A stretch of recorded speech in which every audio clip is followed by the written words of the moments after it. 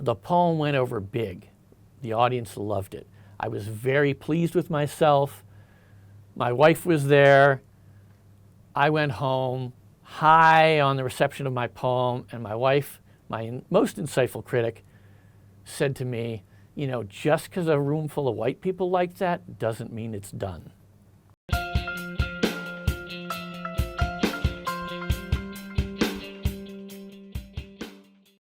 Congratulations on your new book. It's called Right, Wrong, Night Song.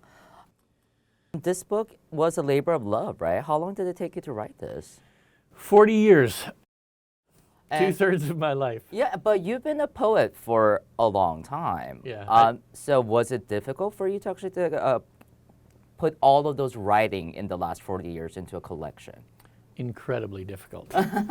The oldest poem in the book is from 1983. The most recent poems in the book are probably from 2022.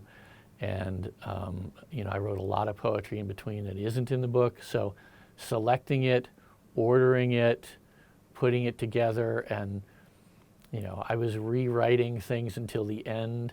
They seem so cohesive thematically. So I was actually, when I learned that some of the poems were a lot older than they felt to me, I was taken aback. I was a little bit surprised. I mean, what was your guiding principle in organizing these poems? It's like putting together, you know, a rock and roll album, right? Like some people put, you know, when they do a collection, they do all of the father poems in one and all of the death poems in one section. For me, it was like an album, right? I want to hear a fast song and then a slow song and then a fast song and a slow song, that kind of thing. So that was kind of the guiding principle. But I could have ordered it 1,000 different ways than I did. And I actually have a hard time sometimes finding a poem I'm looking for in the collection because it could have been anywhere. When you actually got into poetry, were you already in LA? Now, I didn't start writing poetry really seriously until probably about 1983, like the summer before I moved to LA. I already loved it, but that's when I really started practicing it and feeling that I was a poet. The writing poetry, at least as like when you started writing, a lot of it has to do with living in LA. Yeah. What prompted you to actually move to LA, and how? When was that? On Friday, September 16th, 1983, my friend and writing partner, John Matson, and I loaded basically everything that mattered to us in the world into my rust-fringed white Chevy Malibu that was a hand-me-down from my dad. So basically that was crates of records, boxes of books, our typewriters, and a few clothes.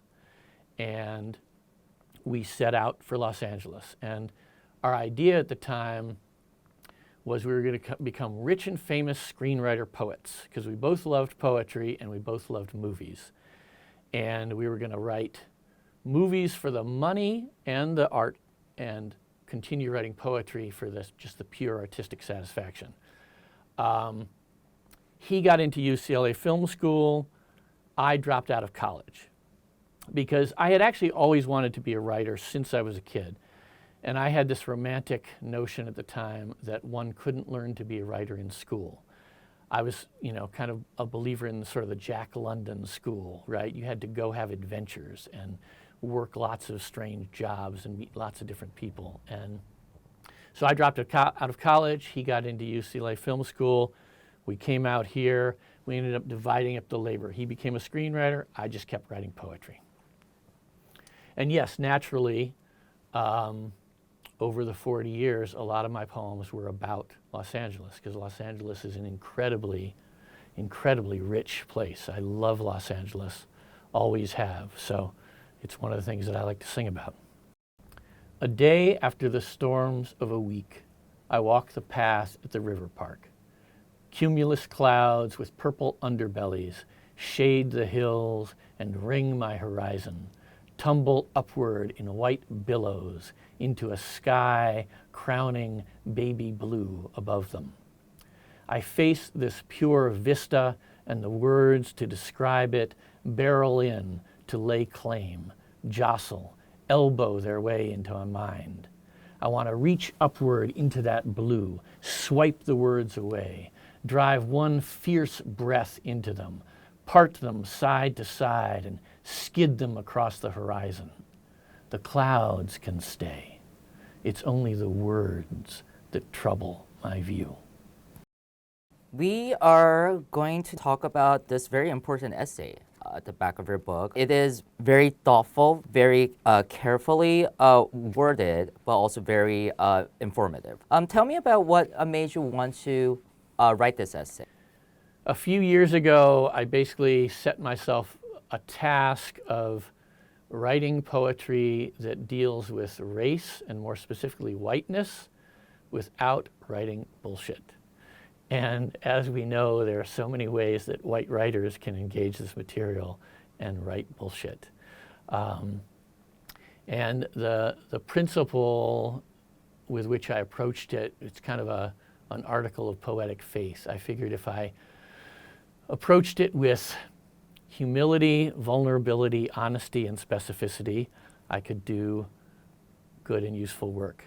But there's so many aspects, so many facets of that, that I did write an essay to talk about why I did it, what the approach was, what I learned, all of that. And you know, I was actually thinking about this question yesterday in preparation for this interview. I rewatched the interview that you did with Louis Resto. And there were two things that really jumped out at me and sparked with this conversation. There's a moment where she says, I'm going to paraphrase from memory, something like, she's saying, our identities as poets of color are inherently political. And what struck me is that I believe that for most white people, white writers, white poets, we're accustomed to thinking the opposite, that our identities as white people are not inherently political. But when you consider the fact that whiteness is essentially a creation that's a justification to dehumanize other people, you know, whiteness created blackness as an excuse to enslave people 400 years ago and continue to find inventive new ways to oppress them ever since, and as an excuse to dehumanize Native Americans and try to wipe them out. So when you think about it that way, there is no identity that's more inherently political than whiteness. And when you think as a white poet about writing poetry about race, it's easy to wonder, do I even have the right to deal with this material? But when I realized that no, it wasn't writing about race, it was writing about whiteness. And when you think of it that way, who is better qualified to write about whiteness than a white poet? And in fact, when you come to that realization, when I came to that realization, I felt a responsibility to do that. I was raised on civil rights. My parents were active in the civil rights movement when I was a kid. So racial justice and racial equality were lifelong concerns of mine. But sometime after Trayvon Martin, Michael Brown, Ferguson, I realized it wasn't in my work. And that became a glaring absence to me. And I realized that it was a white privilege to not deal with that material. So it became important to me to deal with that material and to figure out how to do it in a way that wasn't bullshit. How did you approach the subject?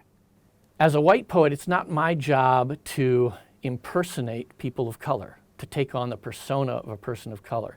I think it's one of the things that white liberals sometimes do, like that book that came out a few years ago, American Dirt, where a white writer writes in the voice of a Mexican woman. I think there's a temptation on the part of white liberals to do that because it feels safe to them, right? They get to show that they empathize with people of color, so they get to preserve their own feeling that they're one of the good ones. What's scarier is to interrogate your own whiteness, to write in your own persona, your own voice. And I think that's the job of the white poet who cares about these issues, is we have to look at our whiteness. We have to interrogate it. We have to understand it. We have to own it. That's our job, and no one can do it for us. that job shouldn't be left to poets of color alone, right? Because that racial trauma is not inflicted by you, it's inflicted by us. So that's our job to look at that.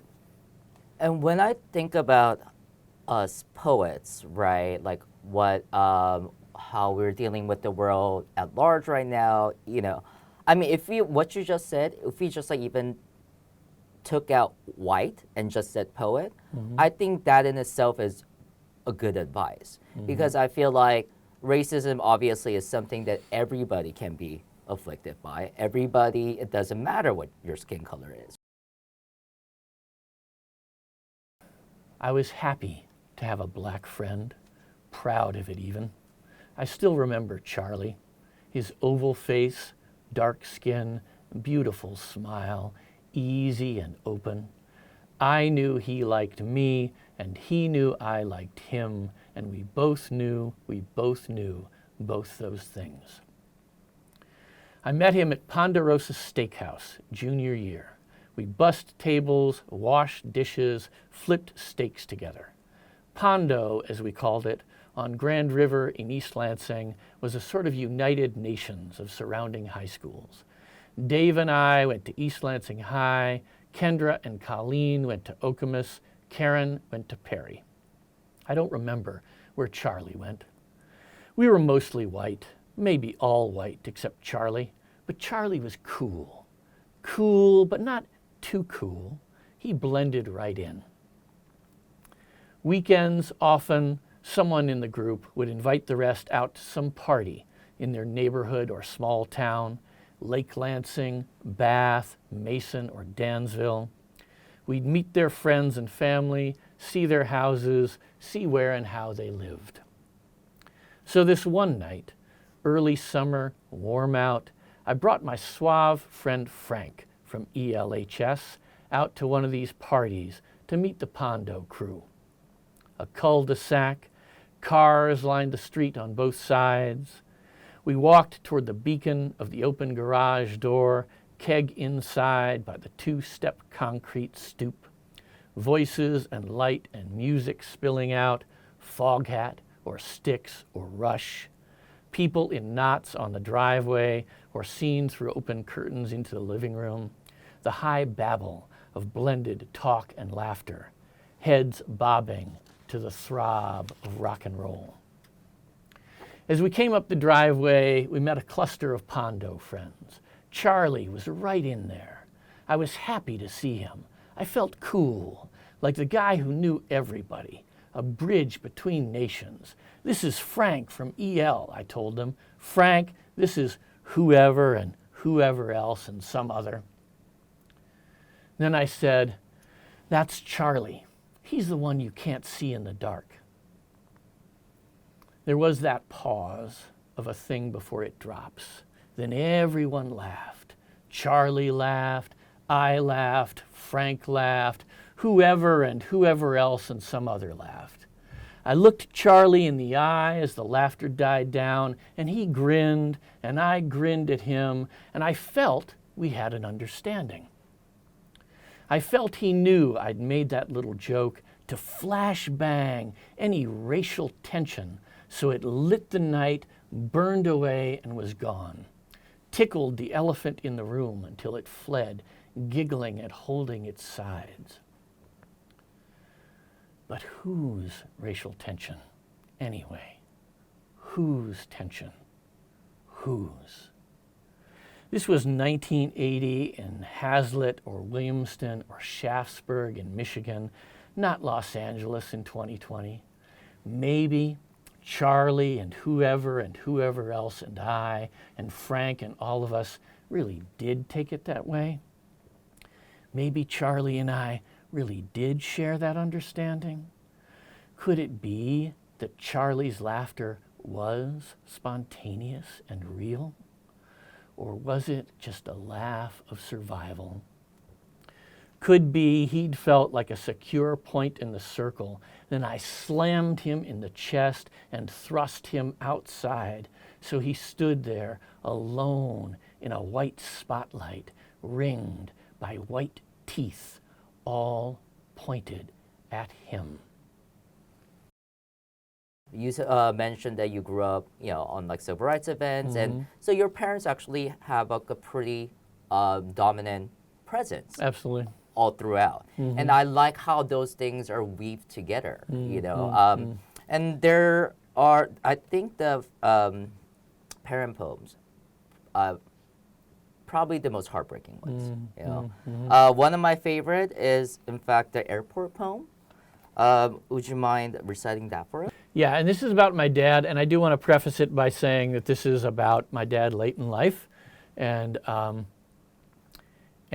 do want to sort of say that he was one of my biggest heroes, and a model to me of allyship. He was a political science professor and a civil rights activist, and just a charismatic guy. He loved writing and writers. It's probably one of the reasons that my heroes are writers and I wanted to be a writer. I need you to see for yourself, my stepmother said. My dad's dizziness, the falling down, the walker at home, and the cane for the evening walks from the candy-capped space to each night's Italian restaurant or Irish pub or dockside bar and grill on a regular rotation that follows their favorite bartenders, the ones who give the most generous pours. 2 Chardonnays at lunch every day, 2 scotches at dinner, 3 or 4 tall glasses full of ice and Johnny Walker each night at home before he falls asleep in his chair. She bought me a round-trip ticket. So for me, for now, it's the stool in the airport bar, Limbo's sweet station for this next one peaceful hour with nowhere else I have to be, an hour that will disappear down a hole in time, never after to be accounted for, with its throat stab of straight whiskey paired with the cold bite of pale ale for which there can be no known consequence. The alcohol eased well out of my system long before I arrive anywhere where anything I say to anyone will matter after it's said.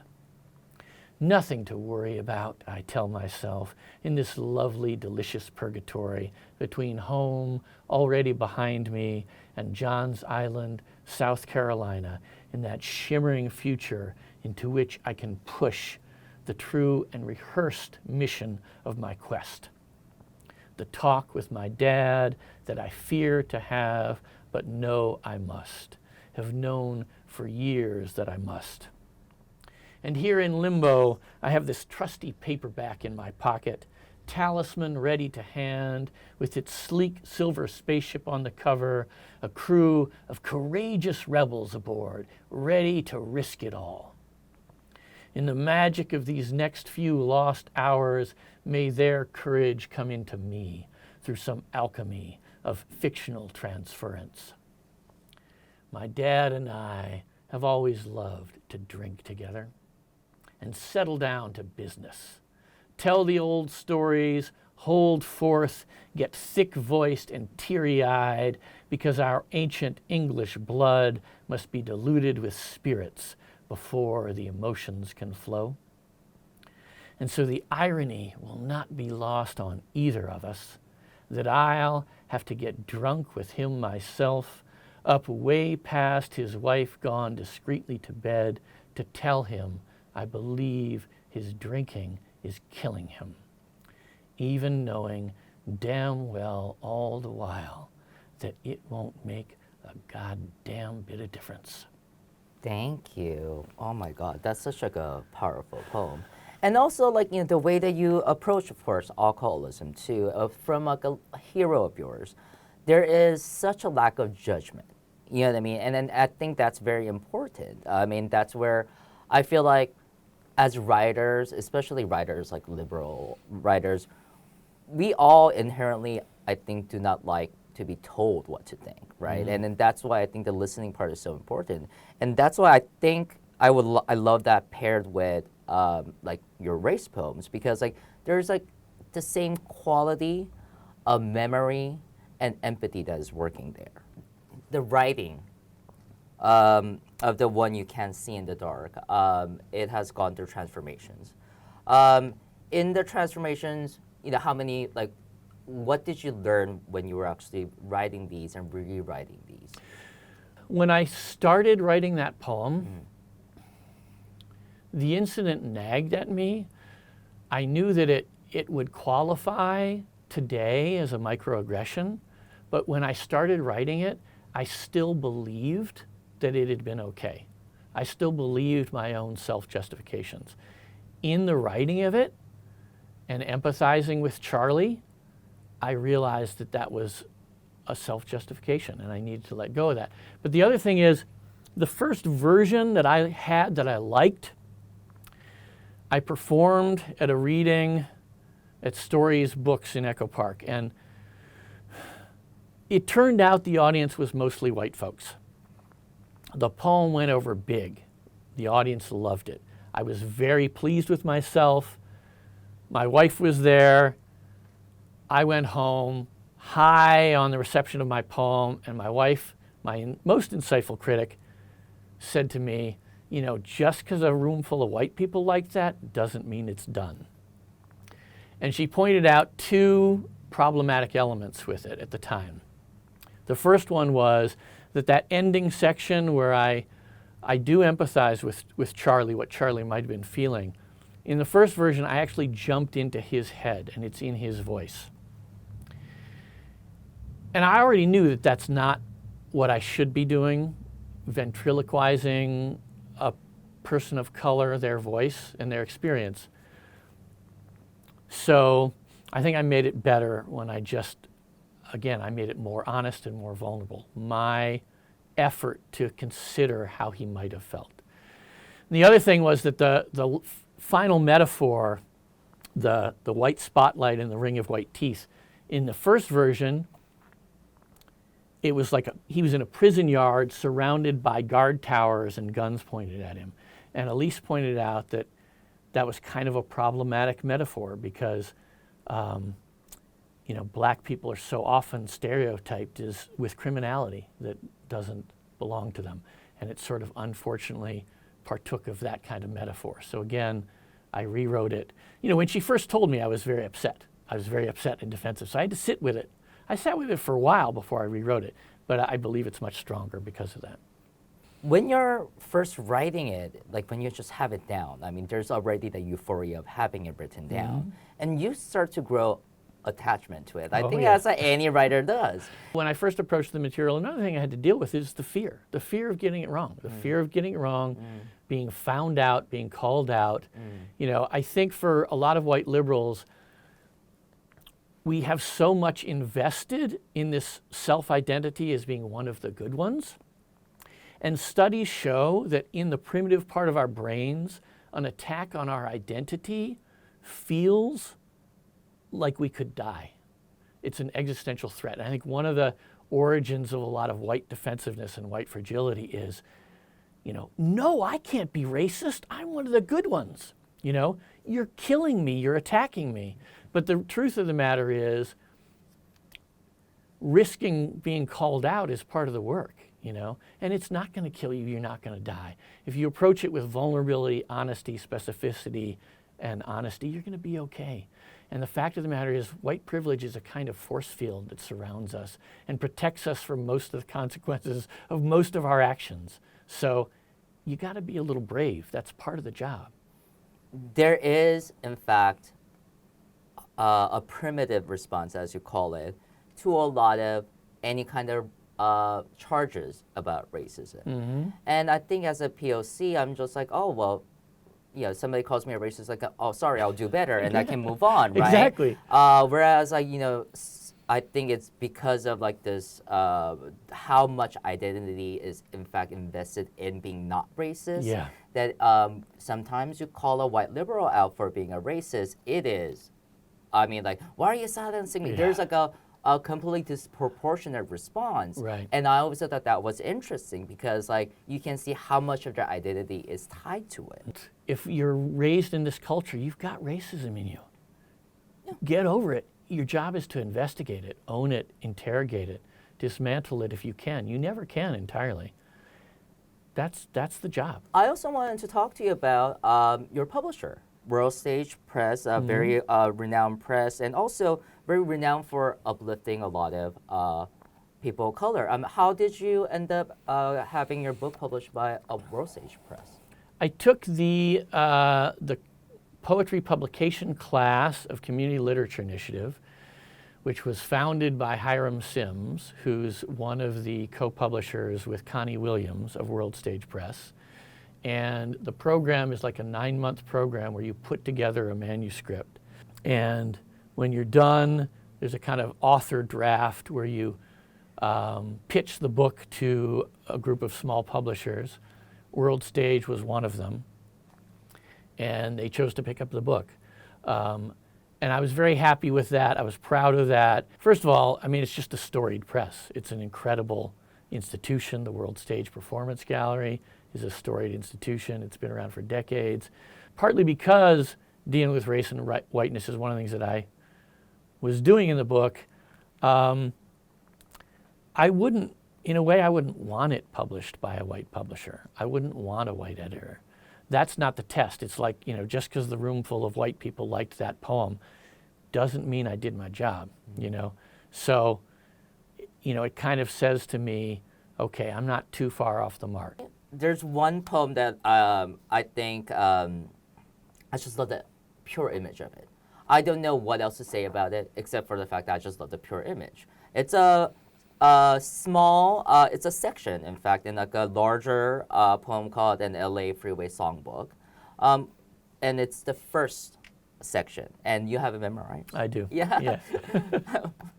Can you please recite that one Absolutely. for us? Yeah, it's called LA's Emerald Jewelry. And I'm just going to say a word about it. One of the things that I love about LA, that's remarkable about LA, is how the hills can be brown one day, and it rains for 2 or 3 days straight, and then suddenly everything's green. So this is about that. This is called LA's Emerald Jewelry.